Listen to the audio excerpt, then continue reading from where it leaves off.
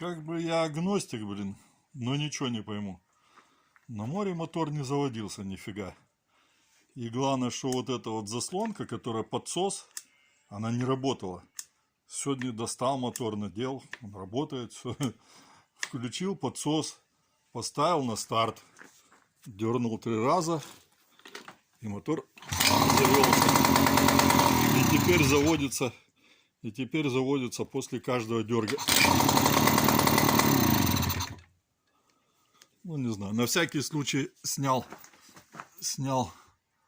вот этот стойник, в котором поплавок, и почистил. Но он и так был с прошлого года чистый. Не знаю, что было такое с мотором. Что-то не мой день было, видно.